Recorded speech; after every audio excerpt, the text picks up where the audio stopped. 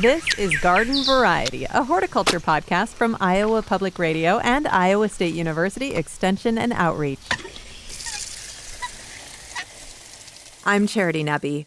When the temperatures drop in the fall, suddenly the outdoors becomes insect-free. That doesn't feel like much of a mystery, but when the temperatures rise in the spring and suddenly insects emerge, it raises some questions. How do these tiny creatures survive in subzero conditions?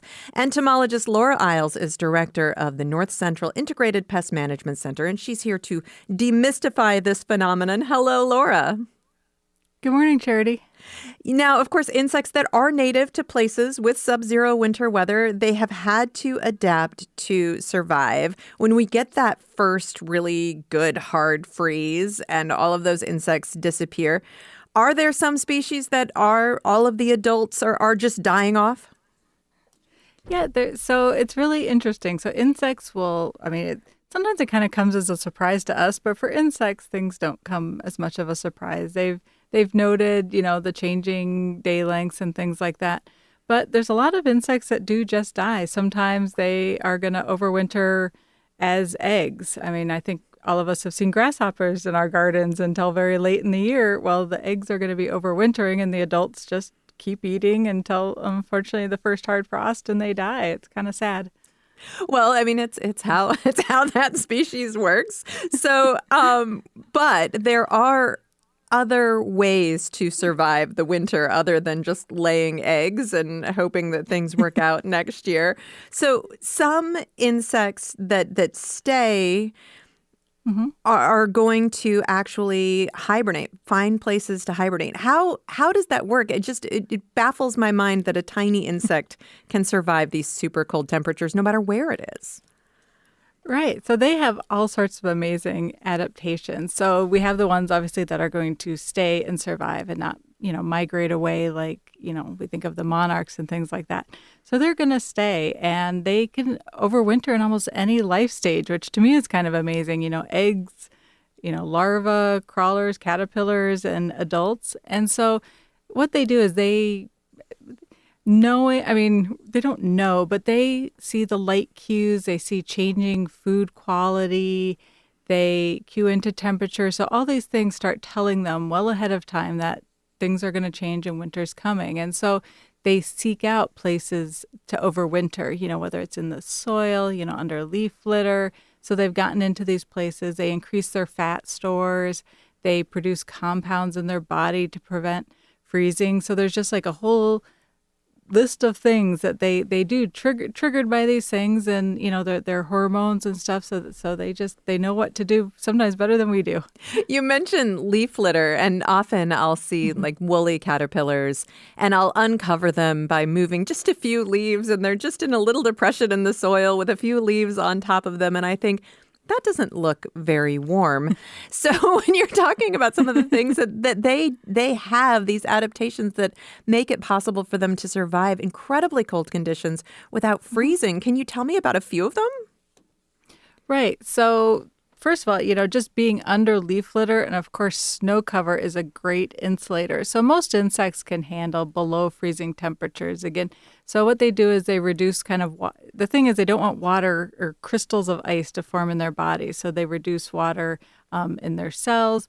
They even produce proteins, often sugars and things that will just basically lower the freezing temperature of water. And they do that throughout their bodies to prevent those ice crystals from forming at all. But overall, it doesn't take too many inches below ground to get quite a bit of insulation, especially if we get snow cover over it. And most insects, some of them even exposed can handle extremely cold temperatures with these special adaptations. So some winters things don't go as planned. We have a lot of freeze-thaw cycles. We have a polar vortex without any snow on the ground.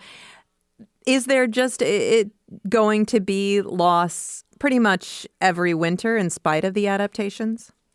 Yes. So it's definitely a high, mortality time for insects. And you mentioned that kind of freeze thaw. In fact, warmer temperatures, kind of like we had in the last few weeks, have been getting up almost to, in the 70s. That's even worse for insects because they can warm up and they can become active, and there's nothing for them to eat. So they're using up their fat stores. They may move out of the place where they were spending the winter. And so that's going to be a much higher cause of mortality than just staying nicely cold throughout the whole winter. But yes, we'll lose a lot. But one thing insects do is it doesn't take very many individuals surviving to come out in the spring to lay eggs if things are good. In fact, maybe there's more food because they don't have the other insects competing with them, and then they can increase their populations pretty quickly, as we know. Every spring, gardeners think maybe this winter was cold enough that it killed off XYZ, this insect that causes me a lot of trouble in my garden. Is there something to that hope? I definitely can understand the hope, and that's probably the most common question we get as entomologists. I was just, recently asked, like, oyster shell scales. Do you think it's been cold enough this winter? And so I was looking up, oyster shell scales, and, it's, negative 25 to negative 35 over multiple days. Like, we get cold, but we don't get the level of cold that can really kill off. And I was looking back, preparing for this, and I think it was 2014. When like soil temperatures were freezing down to like 25 inches.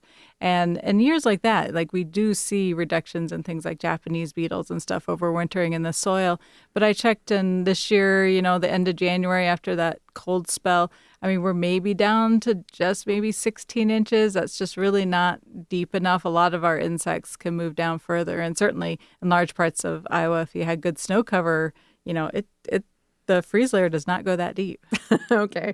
So not a lot of hope for that this spring. Let's talk a little bit about some of the insects that do long distance migration, because even though they're native to this area, they don't spend their winters here. You mentioned monarch butterflies, and of course, that's the one most people think of first. How common is that adaptation?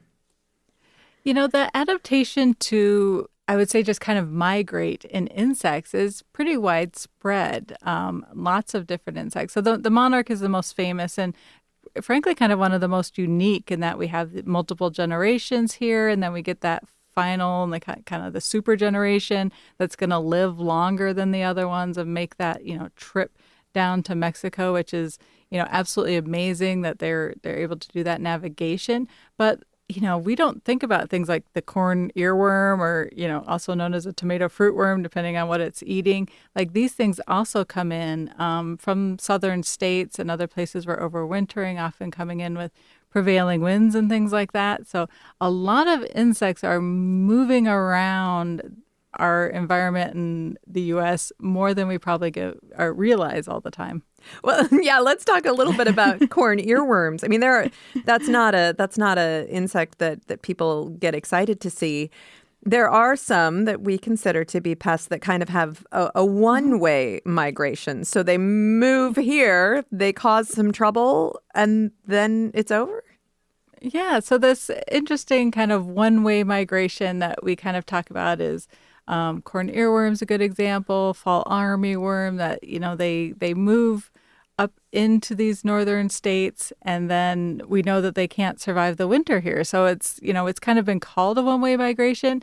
And I think what's really exciting is as entomologists and researchers are studying this more is, what is this adaptation? Are there, individuals that start to move back south?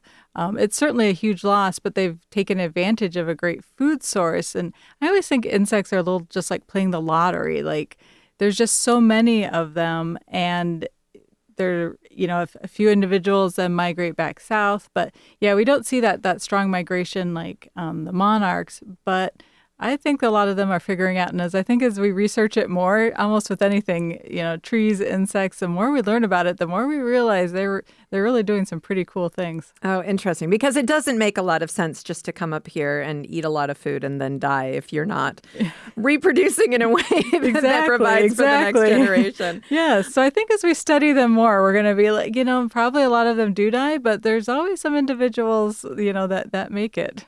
So probably not here. Right.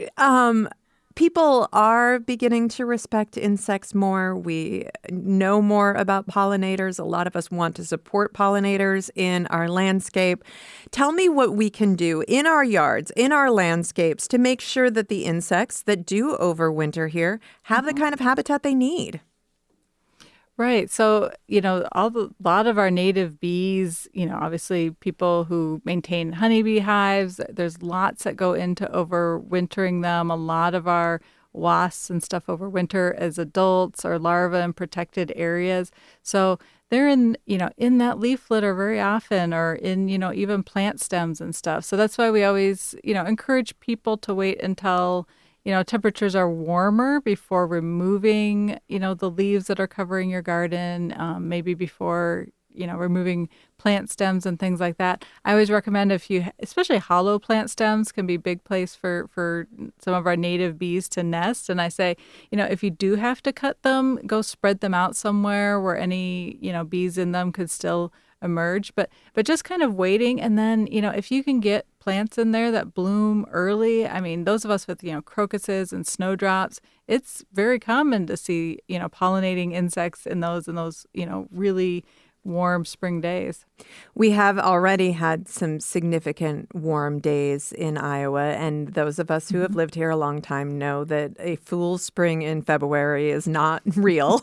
And they're almost every time we're going to get cold again. But it is really tempting to get out there and clean things up, or even burn a prairie or something like that. How do we know when it's time, when we've waited long enough? Right. So, and certainly things, prairie management and stuff, like it's always a balance. Like if what you're doing is encouraging good plant health and more blooming flowers, then that's probably an overall net benefit. A lot of times, insects are below ground anyway, but it's mostly protecting that insulation and stuff, and for the plants too underneath the soil. So we usually say above 50 degrees Fahrenheit for multiple days. But yeah, I mean, I get the urge too. And then I'll remove the leaf litter and I'll see the tiny little even plants coming up. I'm like, I'll just move this back on, and protect the plants and protect the insects. Laura Iles is an entomologist and director of the North Central Integrated Pest Management Center. For more gardening information and tips, please subscribe to our Garden Variety newsletter. You can find out more at iowapublicradio.org/garden. I'm Charity Nebbe.